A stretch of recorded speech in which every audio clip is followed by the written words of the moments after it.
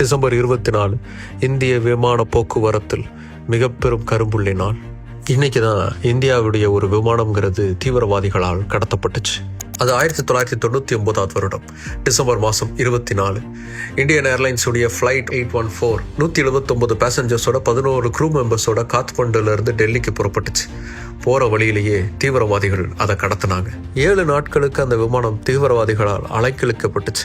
லாகூர், அமிர்த்சர், துபாய், அதுக்கப்புறம் கடைசியாக காந்தஹாருக்கு மறுநாள் போய் தரையிறங்குச்சு அந்த விமானம். போகிற வழியில் துபாயில் வச்சு 27 பேசஞ்சர்ஸை மட்டுமே விடுதலை செஞ்சுருந்தாங்க அந்த தீவிரவாதிகள்.